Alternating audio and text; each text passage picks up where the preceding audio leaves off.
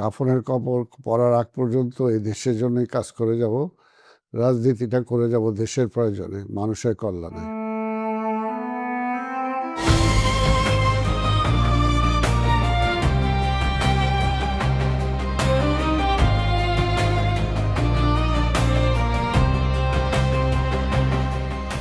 প্রথম প্রশ্ন হলো, ছোটবেলায় এমন কোনো স্মৃতি আছে যা আজও আপনাকে টানে? ছোটবেলা তো অনেক স্মৃতি, এবং সেই স্মৃতি তো বারবারই আমাকে পিছনের দিকে নিয়ে যায়। যদি আবার সেই বয়সটা ফিরে পেতাম। তো ছোট থেকেই আসলে একটা জিনিস সেটা ছিল যে যখন স্কুলে পড়ি তখন থেকেই মানে দেশপ্রেমটা বা রাজনীতির ইচ্ছাটা সেই সময় থেকে ছিল, এবং সেই সময় থেকেই স্কুলে যখন ছিলাম, স্কুল ক্যাপ্টেন ছিলাম, স্কাউট ট্রুপ লিডার ছিলাম, খেলা গেম ক্যাপ্টেন ছিলাম। অর্থাৎ ছোট জীবন থেকেই মানুষের জন্য চিন্তা ভাবনা করেছি, সমাজের জন্য চিন্তা করেছি, এবং লিডারশিপটা ছিল। মা বাবার এমন কোনো কথা এখনো মনে পড়ে যা আপনাকে পথ দেখায়? অবশ্যই আমার জীবনে মা আমি ছোট সময় হারিয়েছি, বাবা ছিল, কিন্তু বাবা আমাকে কখনো মানে আমার মনে পড়ে না কোনোদিন শাসনের নামে একটা হাত কখনো গায়ে তুলেছে, এটা আমার মনে নাই। কিন্তু বাবা চোখ তুলে তাকালেই বুঝতাম যে বাবা এটা চাচ্ছেন না। ওইটাই আমার জন্য বড় শিক্ষা। রাজনীতিতে না আসলে কি করতেন? রাজনীতিতে আসতামই, এটা হলো যে যেহেতু দেশপ্রেম সে ছোটো থেকেই ছিল, এবং একদম স্কুল থেকে চিন্তা করতাম যে আইনজীবী হব, বড় আইনজীবী হব, বড় আইনজীবী হওয়ার পাশাপাশি রাজনীতিবিদ হব, এটাই চিন্তা ছিল। জীবনের সবচেয়ে বড় ভুল কি? ভুল আমি হিসাব করি না, আমি চিন্তা করি যে কীভাবে সামনের দিকে এগিয়ে যাওয়া যায়। এমন কিছু নেই যেটি মনে হয় যে এখন কোন একটি সিদ্ধান্ত নিলে একটু ভিন্নভাবে নিতেন? হ্যাঁ, সেটা তো মনেই হয় প্রতিটা স্টেপেই, যেমন স্বাভাবিকভাবে প্রথম তো ছোট সময় সেই চিন্তা থাকলেও তারপর তো একটা চিন্তা ছিল যে পড়াশোনা শেষ করে নিজের জীবনটা গুছাবো। কিন্তু মুক্তিযুদ্ধ জীবনটাকেই পাল্টে দেয়। মুক্তিযুদ্ধের পরে আর পিছনের দিকে ফিরে তাকাতে পারি নাই। মুক্তিযুদ্ধের পরে বারবার মনে হয়েছে যে কেন যুদ্ধ করেছি, সেই দেশটা তো পাচ্ছি না, এবং সেটার জন্য সেই যে লড়াই শুরু করেছি, মুক্তিযুদ্ধের আগে যেমনি লড়াই করেছি, আবার ৭২ থেকে যে লড়াই করছি, এখনও সেই লড়াই আছে। জীবনে কার কাছে সবচেয়ে বেশি ক্ষমা চাওয়ার আছে? ক্ষমা চাওয়ার আছে আসলে তেমন কারণ অপরাধ ওই রকম গুরুত্ব অপরাধ করি নাই। তবে একটা জিনিস যেটা আছে যে স্বপ্নটা নিয়ে দেশ যুদ্ধ করেছিলাম, দেশ স্বাধীন করেছিলাম, সেই স্বপ্নটা এখন অধরা রয়ে গেছে, সেটাই মাঝে মাঝে পীড়া দেয়। আপনি যেহেতু একজন বীর মুক্তিযোদ্ধা, মুক্তিযুদ্ধ থেকে আপনি প্রশাসকের দায়িত্ব, এই দুইয়ের মাঝের অনুভূতিটা কি? তা আমি একজন মানুষকে নিয়ে জীবনভর চিন্তা করেছি, কাজ করেছি, মানুষের সাথে সবসময় ছিলাম। মানুষের সুখ স্বাচ্ছন্দ্যটাই আমার কাছে সবচেয়ে বড় ছিল। আমার সুখ, আমার পাওয়া, আমার চাওয়া, সেটা কখনো আমার কাছে প্রাধান্য মনে হয়নি। আমার কাছে মানুষকে সুখ দেওয়া, মানুষের সাথে থাকা, সুখ দুঃখের সাথে থাকা, সেটাই সবসময় আমার চাওয়া ছিল। সেই দায়িত্ব পালন করতে গিয়ে পরিবারকে সময় না দিতে পারার কোনো আক্ষেপ আছে? এই আক্ষেপ তো আমার চেয়ে বেশি আমার সন্তানের আছে, আমার স্ত্রীর আছে। কারণ অ্যাকচুয়ালি তো তাদেরকে সময় দিতে পারি নাই বা পারি না।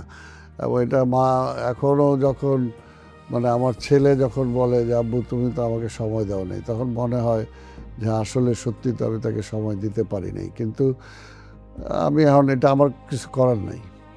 আপনার আড়ালে আপনার সন্তান কি বলে সেটা কি কখনো জানতে মন চায়? না, আমার ধারণা যে তারা, কারণ আমি এমন কোনো কাজ আমার করি নাই যে, বা আমার অবর্তমানে মানে আমার সন্তানদেরকে কেউ বলবে যে তোমার বাবা এই কাজটা করেছে যেটা অন্যায় হয়েছে বা এটা ঠিক হয়নি।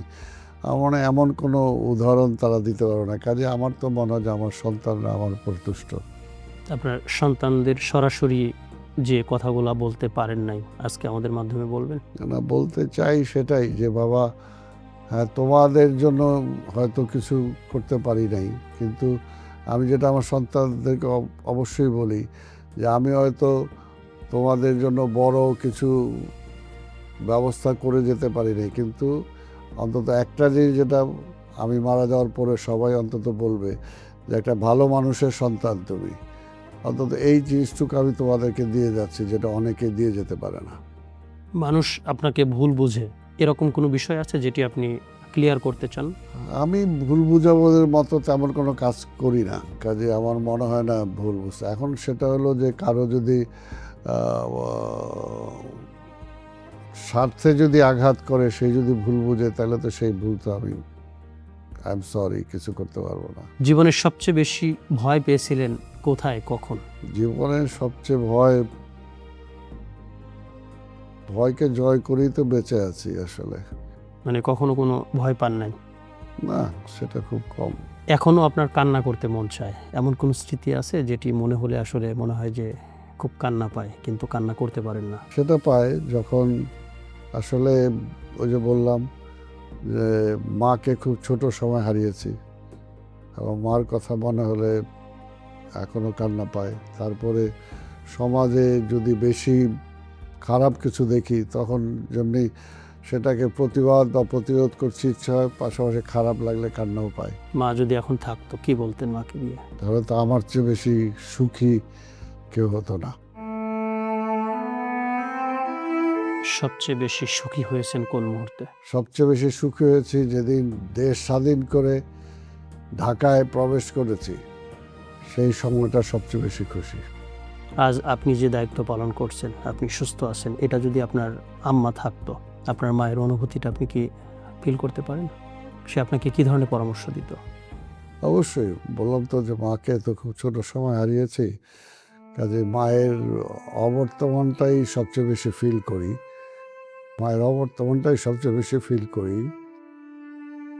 এছাড়া মায়ের কোনো স্মৃতি খুব একটা আমার মনে নাই।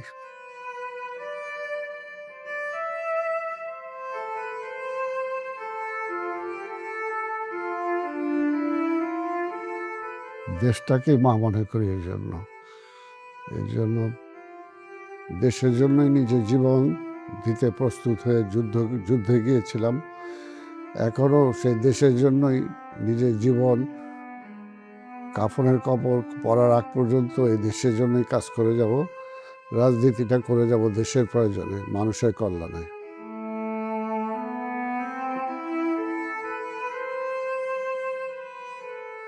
মায়ের যারা কাছের, খুব কাছের মানুষ ছিল, তাদের উদ্দেশ্যে? না, এখন কাছের কেউ নেই। মায়ের কাছে তো সবচেয়ে বড় নানি ছিল, তাদের জন্য কাছের কেউ নেই।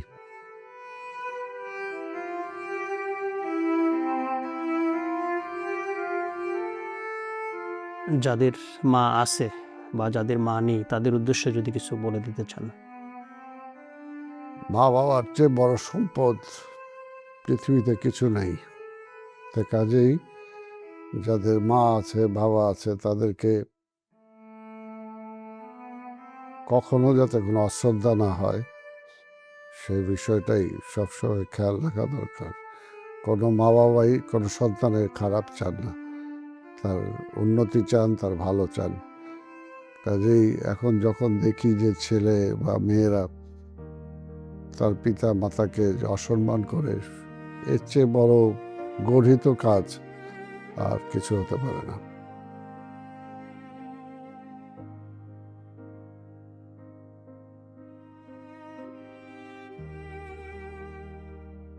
শেষ জীবনে, শেষ মুহূর্তে দাঁড়িয়ে আপনি কি বলতে চান মানুষের উদ্দেশ্যে, এবং সেই সাথে মৃত্যুর পরে কোন দোয়াটি আপনি পেতে চান, কোন কাজের বিনিময়ে? আমি চেষ্টা করেছি, যেটা বললাম, যে নিজের জীবনের চেয়ে দেশের জন্য কিছু করা, এটাই আমার সবসময় ব্রত ছিল।